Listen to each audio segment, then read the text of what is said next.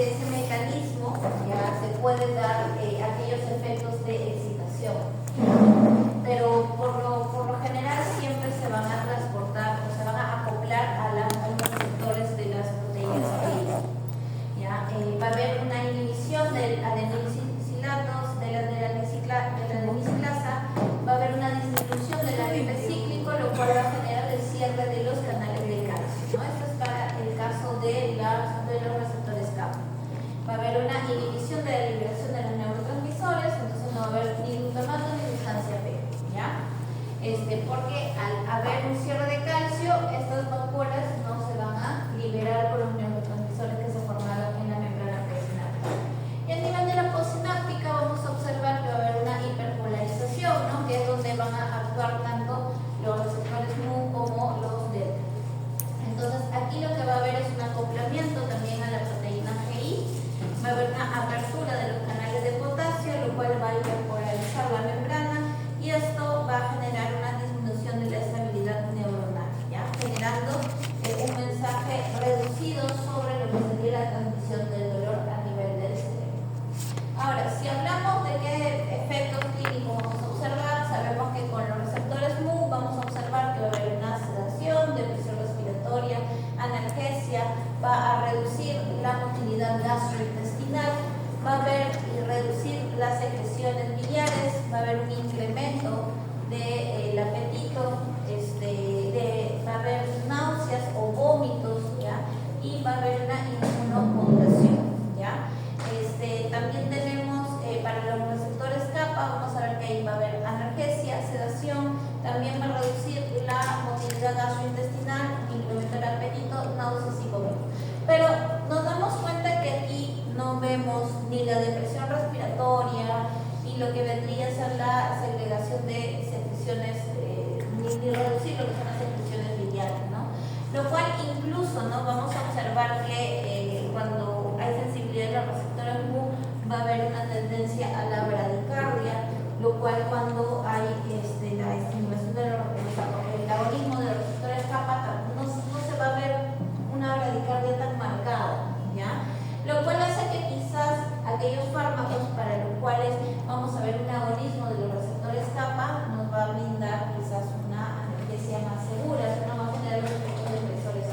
Igual, por ejemplo, tenemos con esa característica el glucofanol, ¿no? Es agonista, antagonista. Me va a antagonizar a los receptores mu, me va a agonizar a los receptores kappa.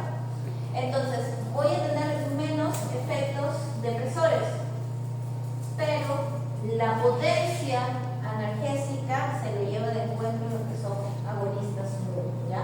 Entonces, si queremos mayor potencia analgésica, sí o sí tenemos que agonizar los receptores mu. Me van a dar un mejor margen de analgesia, ¿ya? Pero se van a observar los efectos depresores más marcados, ¿ya?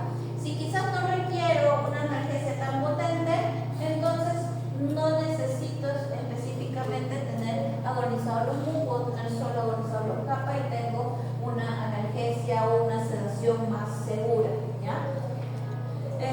Bueno, y en el caso del delta va a haber incremento de apetito, inmunomodulación, analgesia, no va a haber sedación como tal, ¿ya? Y también hay receptores sigma que también tienen afinidad con los opioides, ¿ya? Pero digamos que no se observa tanto un efecto con referente a ellos. Entonces, a nivel de lo que sería, por ejemplo, el sistema nervioso central, vamos a ver que va a haber analgesia, sedación, depresión de la conciencia, euforia en algunas especies, por ejemplo en caballos, en gatos, ya se puede observar, como les digo, dentro de su sistema, podemos observar que en vez de acoplarse a las proteínas GI, se acoplan a la proteína GC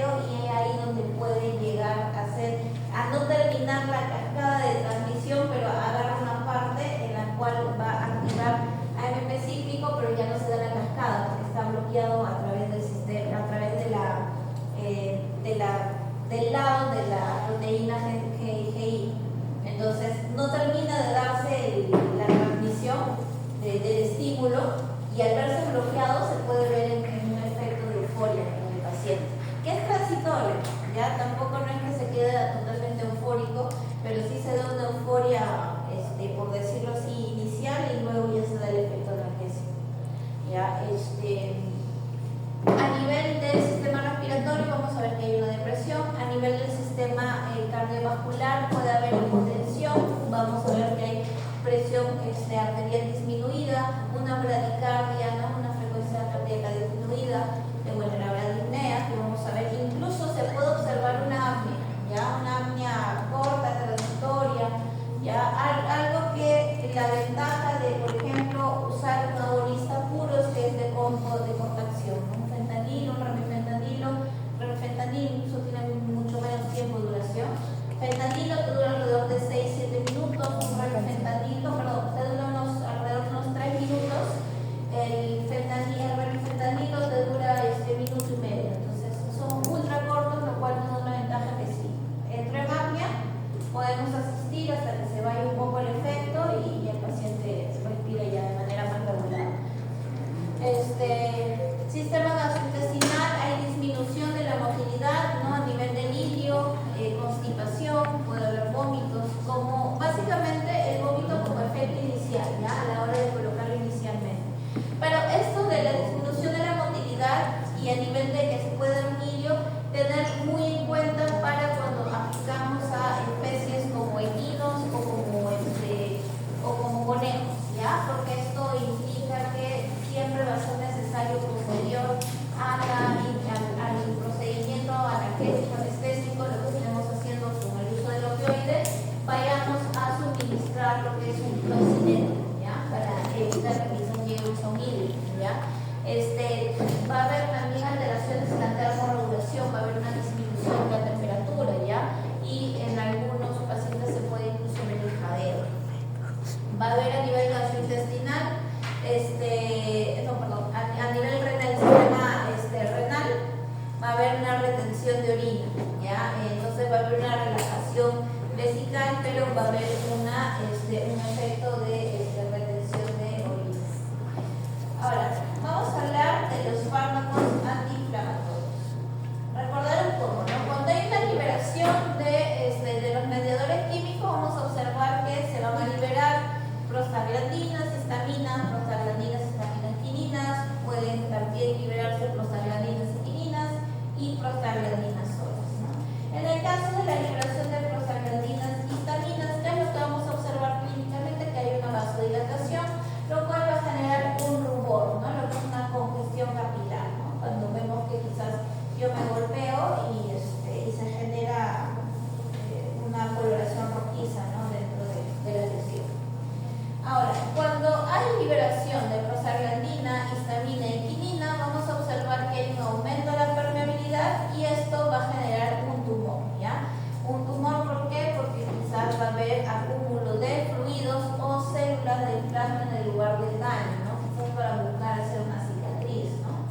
Entonces quizás no me golpeé tan de fácil, no, algo un poco más fuerte y que se me forma como una especie de chinchón, como un edema, ¿no? Eso viene a ser el tumor que se genera. Cuando hay producción también de prostaglandina junto con las quininas, vamos a observar ya la presencia de dolor, ¿no? Probablemente por el tumor, ¿no? Porque el tumor que va a hacer, como va a haber un acúmulo de líquidos y de células, va a generar tensión en esa zona, ¿no? Y esa tensión y esa presión va a generar otros mediadores químicos que van a transmitir el dolor. Y en el caso de las prostaglandinas solas, vamos a ver que también pueden generar fiebre, ¿no? Lo que es el calor, ¿no? ¿Por qué? Por la acumulación de sangre o de ciertos pirógenos que se pueden segregar ante la circunstancia, por ejemplo, ¿no? Bacteriana o viral que puede activar esta vía de mediadores, ¿ya? Entonces, recordando esto, ahora pasamos a hablar de la clasificación de los antiinflamatorios, ¿ya? Tenemos a los no esteroides, a los esteroides y a los inhibidores del LOX, ¿ya? Lo que vendría a ser la lipoxigenasa, ya que es la vía por la cual se van a elaborar lo que serían los leucotrienos, ¿ya? Que van a estar muchas veces en reacciones alérgicas, ¿ya? O los antagonistas de leucotrienos. Entonces, tenemos en los no esteroides, los conocidos AINES, ¿no? En los cuales vamos a ver que están los inhibidores de la COX y los antagonistas de los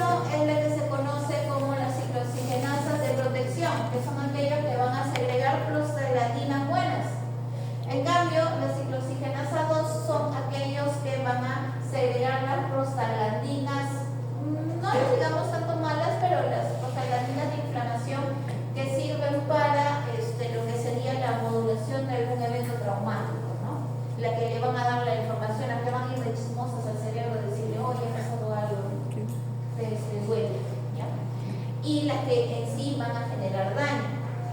¿Ya? Entonces, tenemos por ejemplo, las prostaglandinas, las prostaglandinas GE2, las prostaglandinas GI1 y los normoxanos, ¿ya? En los cuales estos que van a realizar primero lo que es la protección del tracto gastrointestinal mediante la producción de estas prostaglandinas que van a ayudar a recubrir ya la pared del estómago para evitar que la mucosa como tal llegue a erosionar por la misma producción de los ácidos clorhídricos, ¿no? Va a regular el pH a través de las ciclooxigenases. ¿Ya? En cambio, y a nivel renal me va a ayudar a mejorar la perfusión a nivel renal, ¿no? Entonces va a haber una buena presión a nivel del sistema renal, lo cual va a evitar que cuando no le llegue la suficiente cantidad de sangre o no parezca que haya mucha presión de sangre al riñón, ¿el riñón qué cosa activa? Para comenzar. Exactamente. Entonces activa el sistema angiotensina, aldosterona, y esto va a generar obviamente que haya otras cadenas de acciones que quizás si es por un tema de que no se está manteniendo bien perfundido una buena presión hacia el riñón, vayan a ser innecesarias para con el cuerpo, ¿no? Porque este sistema se activa básicamente para que pueda llegar la sangre y el oxígeno suficiente al riñón, ¿ya? Asumiendo que hay una hipovolemia, pero muchas veces no es así, no necesariamente hay hipovolemia, y toda la cascada de acciones que se genera a raíz de la activación de este sistema termina generando mayor beneficio al cuerpo, ¿ya? Entonces es importante esta parte de aquí, ¿no? Y la protección obviamente del tracto gastrointestinal me va a ayudar también a mantener lo que es a que no se generen las úlceras gástricas, ¿ya? Y a nivel de las plaquetas, a evitar un poco que se genere esta agregación plaquetaria, ¿no? A través de los normoxanos. Y bueno, las prostaglandinas GI2, ya que se segregan, ¿no? Por la activación de la ciclooxigenasa 2, son aquellas prostaglandinas que me van a gatillar, digamos, todo el sistema inflamatorio, ¿no? O sea, cuando hay una lesión, son las que se van a activar para poder darle la información al cerebro de que hay una situación ahí dolosa de lesión. Ahora, tenemos la acción de los inhibidores de la COX-1, ¿no? También conocidas como las constitutivas, ¿no? Como les decía, van a ser aquellas que van a proteger el epitelio gástrico, van a mantener el flujo renal, van a generar lo que es la agregación plaquetaria, van a migrar los neutrófilos, ¿ya? Y el endotelio vascular, ¿ya? Entonces, el bloqueo de la COX-1 es el que realmente va a generar los efectos adversos relacionados al Alzheimer, ¿ya? ¿Por qué? Porque cuando yo bloqueo el COX-1, no solamente voy a bloquear a los mediadores de inflamación que también se van a gestionar en un proceso inflamatorio, sino también voy a bloquear a las prostaglandinas buenas, las que me están generando una situación favorable para ciertos órganos, ¿no? Principalmente para lo que es el riñón y el estómago. Entonces, dentro de los COX-1 tenemos a los conocidos enólicos, por ejemplo los hexicames, como el meloxicam o el piroxicam, ¿ya? Están dentro de lo que es el tropismo hacia el COX-1, a pesar que lo conocemos dentro de los COX-2, porque es un poco más selectivo COX-2, pero todavía pueden ir algunas de sus moléculas a la COX-1, ¿ya? ¿Cuándo? Donde ya vemos que puede darse ese efecto cuando utilizamos dosis altas, ¿ya? Por eso es que se regula mucho la dosificación y se regula mucho también la cantidad de días que se suministra, ¿ya? Luego tenemos dentro de los enólicos también a las pirososalinas, ¿ya? Como la fenilbutazona,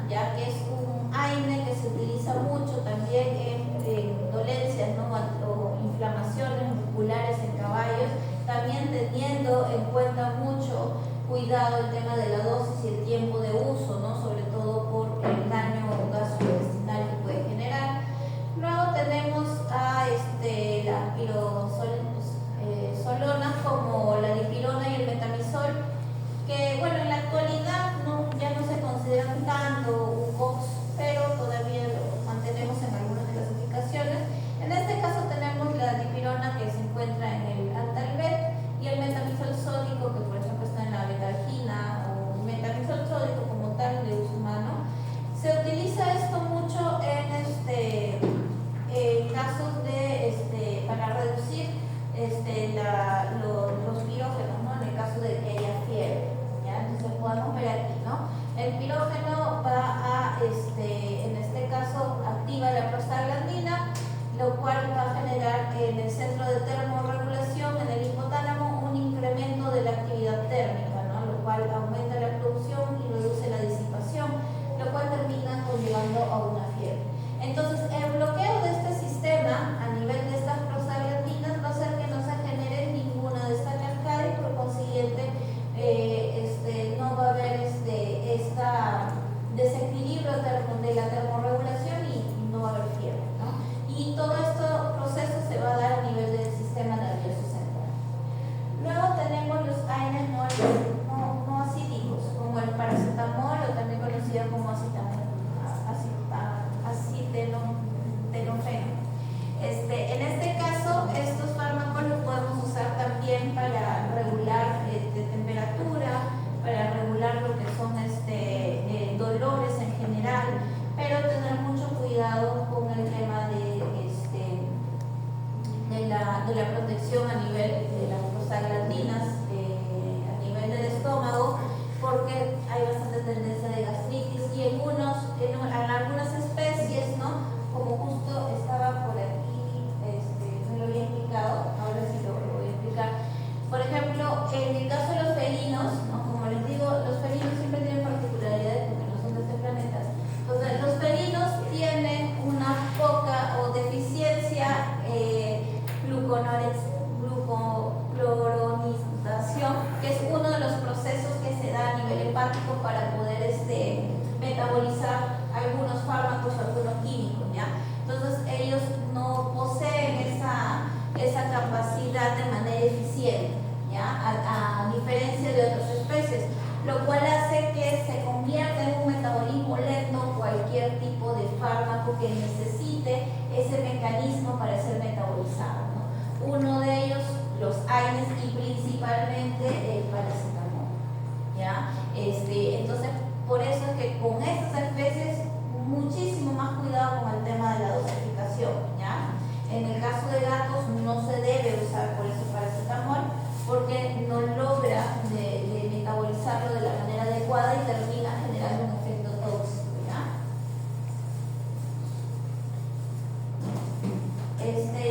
Luego tenemos el ácido indolescéticos, ¿ya? También analgésicos como el etado blanco, ¿ya? También se utilizan en perritos.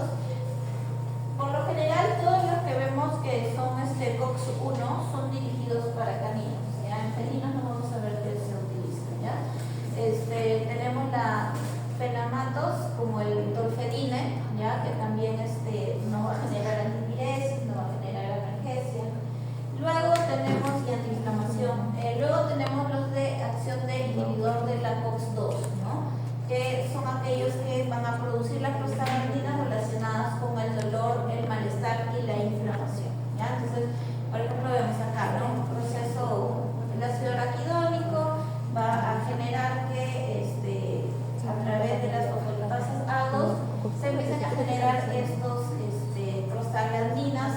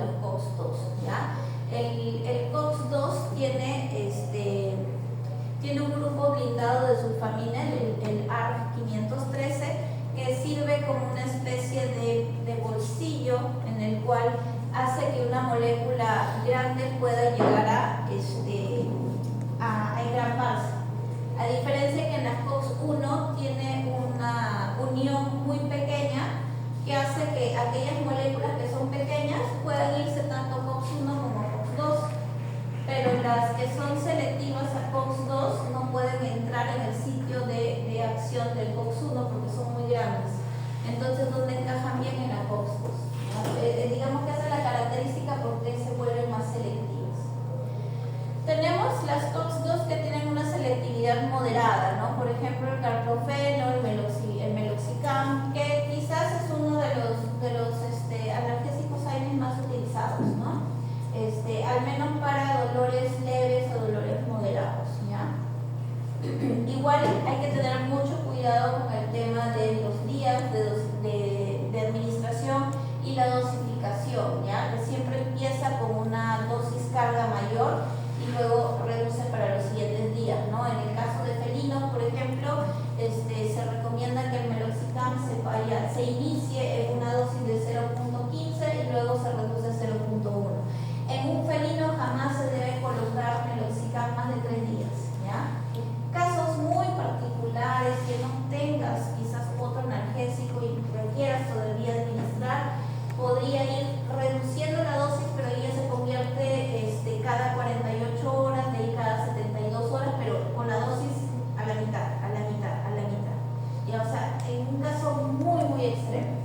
Pero si se tienen otras herramientas para manejar analgesia y antiinflamación en gatos, preferible 3 días y de ahí se cambia, ¿ya? En perros sí se puede suministrar hasta 5 días, ¿no? Sin que haya mayor problema, ¿ya? Carprofeno sí no se usa en gatos, solo en perros, ¿ya? Y se puede mandar un poquito más de días. Ahora, los que son altamente selectivos, acá son el filocoxib, bueno, ya sea en marca de la Previcox, en inyectables como el Inclonox y el de la Coxib. O sea, todos los Coxib, ¿ya? El Simergen, que es un Simicoxib, ¿ya? Todos los de la familia Coxib son los que sí van a tener una selectividad alta a los COX-2, ¿ya? O sea, estos prácticamente no se unen a los COX-1, así que estos son los fármacos que sí se utilizan para tratamientos de largo plazo, ¿ya? Porque no te van a generar un impacto sobre los COX-1, ¿ya? Entonces, si yo tengo quizás un paciente con displasia de cadera, tengo un paciente quizás con una ruptura de ligamento cruzado antes de operarse, todavía quizás no lo voy a programar tan pronto, puedo utilizar estos fármacos por una semana, 10 días, ¿no? O sea, sin que haya mayor impacto sobre las prostaglandinas buenas, ¿no? Ahora, cuando hablamos de...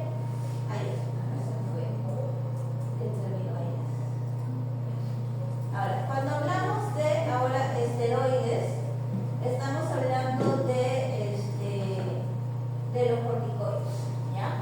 Entonces, si bien los corticoides son fármacos, son, digamos, hormonas específicas que salen de la corteza suprarrenal, ¿ya? De las adrenales, ¿ya? Entonces son fármacos que se han elaborado y que tienen una función análoga, ¿no? a los mismos corticoides endógenos que nosotros producimos, ¿no?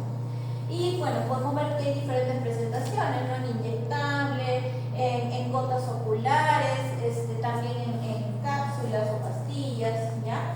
Entonces, dentro de lo que son los esteroides, vamos a ver que también hay diferentes tipos, ¿no? Uno de ellos, por ejemplo, es el mineralocorticoide, ¿ya? Que básicamente va a actuar sobre el metabolismo hidroelectrolítico, ¿ya? Lo cual va a facilitar la retención de agua y sodio, y esto a su vez va a generar excreción del potasio, ¿no?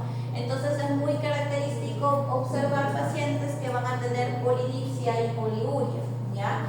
Entonces, entender un poco que el balance salino va a terminar así, ¿no? Va a aumentar la diuresis, va a retener sodio y agua, va a eliminar potasio, calcio y magnesio, lo cual podría generar cierta alcalosis, ¿no?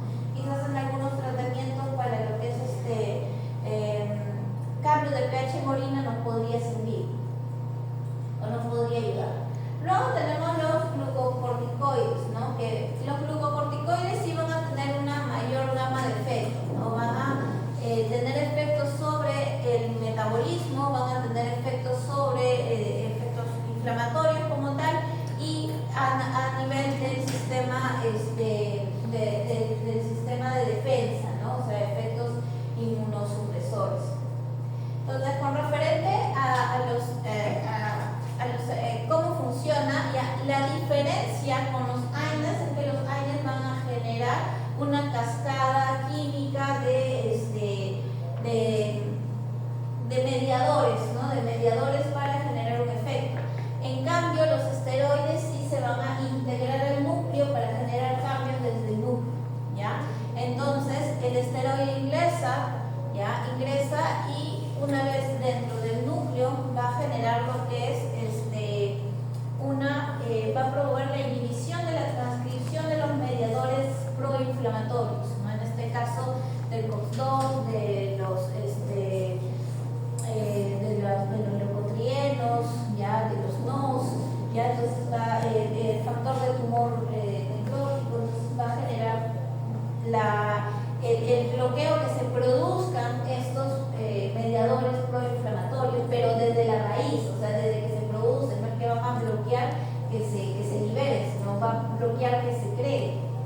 ¿Ya? Entonces, esto va a ayudar a que baje la permeabilidad, a que haya una vasodilatación, va a generar que disminuya la migración de polimorfonucleares, ¿no? O sea, para que puedan generar fagocitosis, entonces va a evitar que estos se movilicen, ¿ya? Y bueno, aquí justamente en este detalle es donde pasa que si tenemos un paciente que tiene su sistema inmunológico bajo, al también bloquear que se produzca fagocitosis, que se muevan estos linfocitos, también vamos a generar que puedan bajar las defensas de animales que quizás no son inmunocompetentes, ¿ya? Va a reducir la agregación plaquetaria, va a reducir la deposición de fibrina, así como también va a reducir la proliferación de fibroblastos. Entonces, si yo tengo un paciente postquirúrgico donde cuál va a ser mi finalidad de resolución, ¿me conviene que haya inflamación en esos pacientes quirúrgicos? Hasta cierto punto sí, porque la inflamación va a ser promotor de la cicatrización, ¿ya? Solamente que tengo que controlarlo. Si yo utilizo un corticoide, voy a quitarle la agregación plaquetaria, voy a quitarle la deposición de fibrina y voy a quitarle la proliferación de fibroblastos. ¿Y eso qué me va a conllevar? Va a cicatrizar rápido esa herida. Y yo necesito que cicatrice. Entonces, por ejemplo, ese es un caso en el cual yo, para un paciente postquirúrgico, yo debo usar un AINE, ¿ya? Si bien quizás la gran diferencia que puede haber también en cuestión visual de efecto entre un corticoide y un AINE va a ser la potencia que tienen los corticoides, o sea, por excelencia son los mejores antiinflamatorios, porque vemos que van a reducir todo desde la raíz, o sea, desde el núcleo van a manejar todo para que no se generen los promotores de los mediadores de la inflamación. Pero para estos casos, por ejemplo, no me conviene, ¿ya? ¿Qué me va a generar también? Me va a estabilizar la membrana lisosomal, entonces la degranulación de mastocitos no se va a dar, o sea, se va a quedar, los mastocitos se van a quedar dentro del lisosoma, o sea, la amapola llena de los mastocitos no se van a liberar, se va a quedar ahí encajonada. ¿Ya? Entonces, vamos a ver que los corticoides entonces me van a bloquear la lipocortina, la que va a bloquear a su vez a la fosfolipasa A. Entonces, ¿dónde se bloquea todo? Se bloquea desde el que va a activar el ácido araquidónico. Entonces, si yo no activo el ácido araquidónico, no se va a promover la producción de las prostaglandinas. O sea, lo estoy cortando desde arriba, ¿no? Y también, aparte, por otro lado, estoy inhibiendo la expresión de la COX-2. O sea, también estoy actuando sobre lo que sería la inhibición de la ciclooxigenasa. Pero empiezo desde arriba, o sea, no hago que se produzcan los mediadores de inflamación. En cambio, ¿qué hacían los COX? Los COX como que bloqueaban, ya una vez que estaban formándose, que ya se iban a liberar los mediadores, ¿ya? Por eso es que los corticoides son más potentes que los AINES, por eso que son mejores antiinflamatorios, porque estos hacen que desde un inicio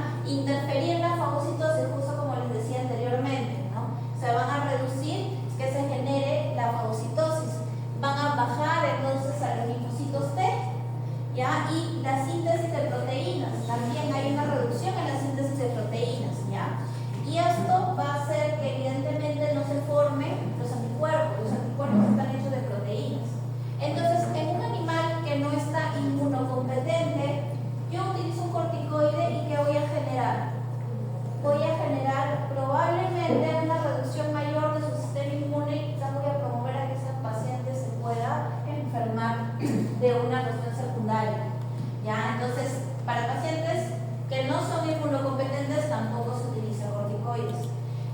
Cuando yo me agarro de esta ventaja, de esta característica de los corticoides, cuando sí necesito bajar su sistema inmunológico, cuando está muy activo, reacciones alérgicas, reacciones anafilácticas, neoplasias. Las neoplasias también van a producir prostaglandinas, ¿no? Entonces, ¿yo qué necesito? Necesito sacarlas para que me reduzcan. Incluso por eso hay protocolos antineoplásicos que utilizan la prednisolona como parte de sus fármacos en el protocolo, porque buscan a través de la inmunosupresión buscar la reducción de esa masa, ¿no? Y de esa hiperactividad del sistema inmunológico, enfermedades autoinmunes, ¿no? Ahí es donde yo también me agarro de esta característica para poder utilizarlos, pero teniendo en cuenta que tienen que ser en dosis altas, ¿ya? En enfermedades inmunomediadas, por ejemplo, se utiliza un rango de dosis de 1 a 2 miligramos por kilo, ¿ya? En el caso, por ejemplo, de una dexametasona, ¿no? De lo que normalmente, ¿no? Es un paciente que tiene quizás una dermatitis alérgica que utiliza 0.3, ¿no? O sea, para que vean más o menos la diferencia, ¿ya? Bueno, entonces acá podemos ver justamente eso, ¿no? Se da calor, rumor y tumor, es lo principalmente que vamos a observar en una mediación del proceso inflamatorio, y básicamente la acción de los mineralocorticoides lo que va a hacer es generar hipertensión, ¿ya? En altas concentraciones, y la acción, y también a través de lo que es cambios en la metabolización, también va a generar lo que es una acción sobre la gluconeogénesis, ¿ya? A nivel del hígado. Entonces, ¿qué va a pasar? Va a aumentar la producción de glucosa. Entonces, en un paciente diabético no me es conveniente utilizar un corticoide. También lo que se va a ver es que hay un catabolismo proteico. ¿Se acuerdan que estábamos hablando que va a reducir la síntesis de proteína, por eso que baja la cantidad de anticuerpos? Pero también esto va a realizar que haya atrofia tisular de algunos tejidos, ¿no? Y es por ello que, por ejemplo, los pacientes que tienen Bushy, ¿ya? Que es una enfermedad justamente relacionada con el exceso de producción endógena de cortisol, o en tal caso que haya sido de manera exógena, que me ha cambiado un poco mi giro de producción interna, muchas veces vemos que tienen abdomen flácido, y ahorita les voy a mostrar imágenes. Entonces, a nivel del metabolito, vamos a ver que estos corticoides, una vez que se unen al citoplasma específico, lo van a transmitir al núcleo, y esto va a promover la activación del gen que produce lipocortina, lo cual va a inhibir a la fosfolipasa A. Y esto va a generar que haya un aumento del metabolismo de la glucosa, la movilización de las grasas, ¿ya? Las grasas las va a movilizar al hígado, va a generar lo que es el catabolismo proteico. Entonces vamos a ver que va a haber reducción de la masa muscular, ya es algo bastante característico que se ve. Entonces vamos a ver que a nivel glucosa va a haber, ¿por qué? Porque en teoría va a haber mayor utilización, ¿ya? Y tener cuidado con pacientes diabéticos, ¿no? Por eso quizás la polifagia, ¿no? Porque como lo metaboliza, o sea, lo segrega, lo utiliza, entonces, ¿qué busca? Comer más. Proteínas, aumenta el catabolismo, lo cual va a generar un retardo en el crecimiento, ¿no? Por eso que quizás a pacientes muy pequeños o muy cachorritos a veces no se recomienda tratamientos largos de corticoides, ¿no? Atrofia muscular, reducción de la matriz ósea, ¿ya? Y retardo de la cicatrización, ¿no? Justo como les decía, como va a anularme la producción de fibrinógeno y de estos factores que me van a ayudar, van a ser procicatrizantes, no voy a poder realizarlo. Los lípidos, ¿no? Como les decía, hay un aumento de lipólisis, ¿ya? Lo cual va a generar que esto se movilice hacia el hígado, y esto puede generar un hígado graso como situación de secuela, ¿ya? Ahora, dentro de los corticoides tenemos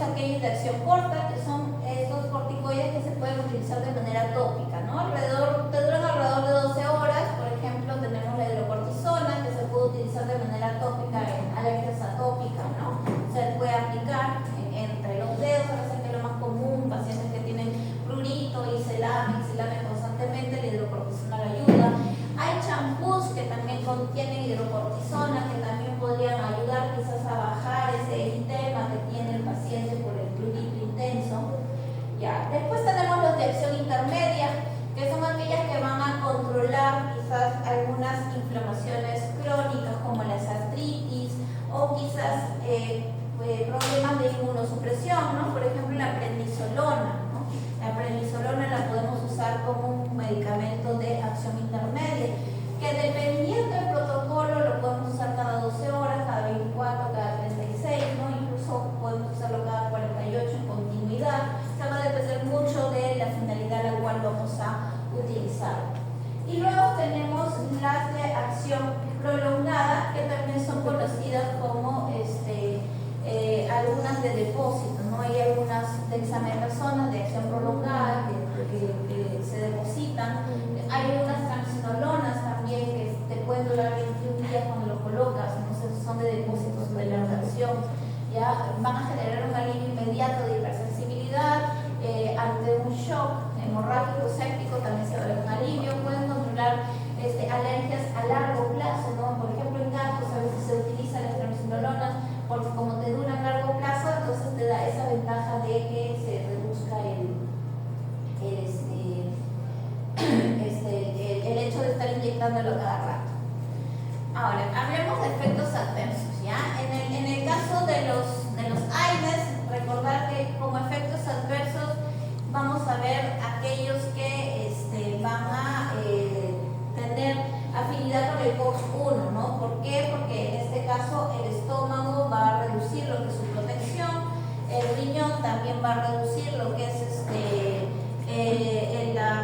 la perfusión y lo que vendría a ser la circulación a nivel sanguíneo en el riñón, y a nivel uterino también me puede reducir el tema de los partos porque me va a reducir la contractilidad. Entonces, aquí hablando de la secreción, ¿no? ¿Qué es lo que va a pasar? Las prostaglandinas van a reducir la secreción del hidrógeno, ¿ya? Y esto va a incrementar la producción del moco, ¿ya? Entonces, este moco, ¿ya? Que está aquí, es el que me va a generar la protección, ¿no? Es un moco que tiene bicarbonato y que tiene un elevado pH, ¿no? Entonces, cuando se segregan las pepsinas y el ácido clorhídrico del estómago, no va a generar, como una especie de capa impermeable para no llegar a lesionar la mucosa gástrica, ¿ya? Ahora, cuando no tengo la prostaglandina activando este factor, ¿qué va a pasar? Va a reducir el bicarbonato, va a reducir el pH y por consiguiente el moco también se va a reducir. Y esto va a dejar vulnerable a la mucosa, lo cual hace que la pepsina y el ácido clorhídrico puedan llegar a generar el proceso, ¿no? De así tal cual como cuando digiere algún alimento X, va a generar eso con la mucosa y va a generar la ulceración o la necrosis de ese tejido, ¿ya? A nivel renal vamos a ver que va a interferir con la síntesis de prostaglandinas y esto va a afectar la filtración glomerular, va a afectar el flujo renal y la excreción de sodio-agua, lo cual termina habiendo una nefritis intersticial, una expresión urinaria y una necrosis tubular aguda, ¿ya? Y esto por la baja presión de sanguínea que va a haber a nivel renal. Entonces, tenemos corticoides, principalmente vamos a ver el hiperadrenocorticismo, ¿ya? O también conocido como síndrome de Cushing, ¿ya? Quizás la acentuación más de la diabetes mellitus, ¿no? En el caso del suministro de corticoides en pacientes que tienen diabetes mellitus. Podemos ver también presencia de hígado graso, ¿no? Con presentaciones prolongadas. Entonces, como les decía, ¿no? El hiperadrenocorticismo o el Cushing, ¿no? ¿Qué decíamos de la musculatura? Perdía tono muscular, ¿no? Entonces, si hay catabolismo de proteico, entonces ese músculo, ¿cómo va a estar? Flácido.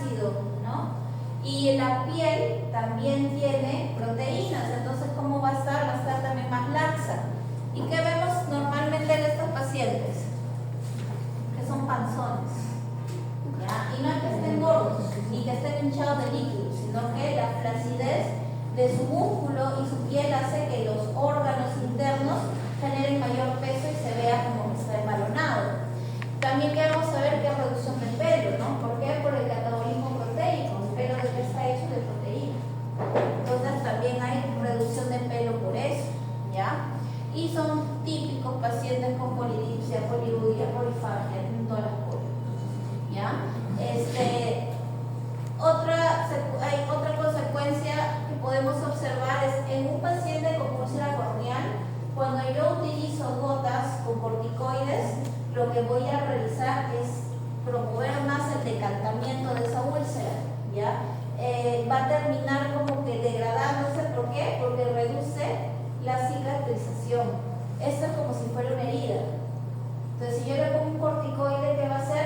Todo lo que va a generar cicatrización, la fungina, todo lo que se tiene que generar aquí para proteger la córnea, lo va a anular y eso se va a terminar decantando y puede llegar a generar incluso la ruptura de la córnea y la producción del líquido interno del ojo. O sea, puede haber un vaciamiento ocular. Entonces, no se debe colocar un corticoide cuando hay confirmación de úlcera, ¿ya? Entonces, muchas veces, uno dice, ay, lo más rápido es el corticoide, ¿no? Y le manda, bueno, su biótico con esteroides, ¿no? Que le va a hacer rápido la inflamación, tremenda úlcera, termina con una úlcera casi de toda el ojo. ¿Ya? Entonces, primero hay que hacer un descarte de úlcera y luego recién se indica qué tipo de gotas oftálmicas se utiliza. Ahora, con referente a los usos más frecuentes terapéuticos, tenemos por ejemplo, en AINES, inflamaciones de diversos tipos, ¿no? Podemos usarlo en laminitis, artritis, mastitis, en trastornos reproductivos, antipiréticos, ¿ya? Dolor postquirúrgico o traumático, ¿ya?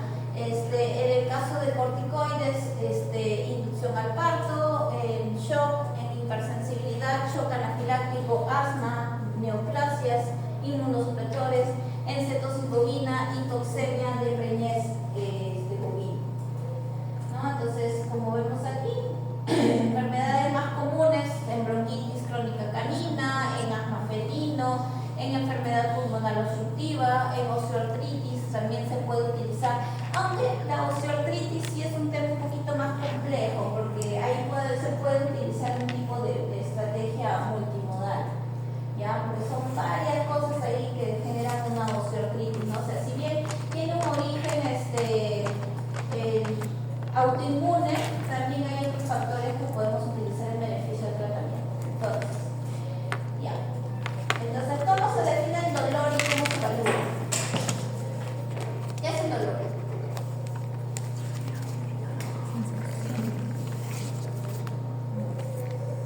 Son emociones diapositivas, ¿ya? ¿Qué es el dolor? Ya, es una sensación, ya. Asociado a un daño real como digamos proyectado, ¿no? Para lo cual obviamente el dolor busca, ¿no? Como de manera aguda busca que uno se ponga en salvaguardia. Ya, ¿cómo se evalúa el dolor? ¿Qué utilizamos para la evaluación del dolor? Las escalas, ¿no? Las escalas que básicamente van a ayudarte a ver parámetros vitales, ¿qué más te van a ver? Comportamiento, ¿ya? Y quizás características físicas, ¿no? ¿Cómo se clasifica el dolor? Se clasifica de varias formas. Ya, según la duración, según la intensidad. Ajá. Ya, y luego, según su fisiopatología, ¿no? Si es visceral, somática, neuroplástica y la neurogénica. Ya, después, diferencias entre COX-1 y COX-2.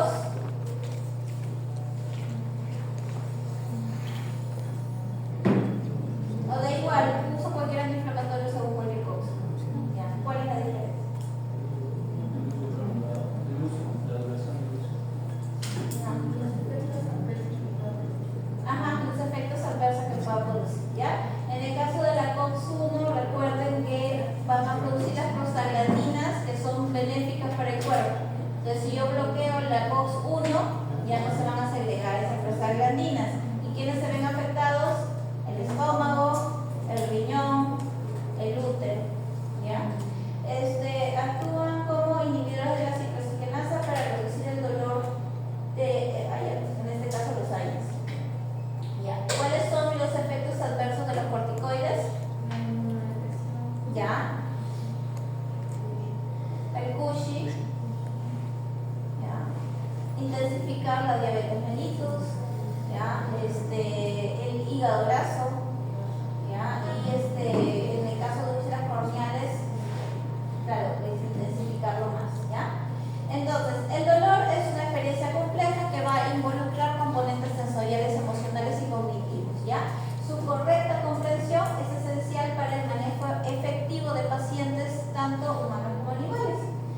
La evaluación adecuada del dolor, especialmente en animales como los felinos, es crucial para el manejo adecuado utilizando escalas específicas que tienen en cuenta tanto signos conductuales, físicos y de esta manera optimizar un mejor tratamiento analgésico. Los inhibidores de la cicloxigenasa reducen el dolor, la inflamación y bloquean la síntesis de prostaglandinas, ¿ya? Por eso es importante saber cuál nos genera los efectos adversos.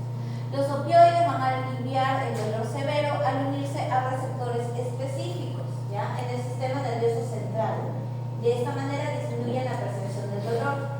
Y los corticoides, acordamos que van a controlar, que controlan el dolor, pero de manera secundaria, ¿ya? No son analgésicos, pero una vez que nosotros reducimos la inflamación y inhibimos los mediadores de la inflamación, por defecto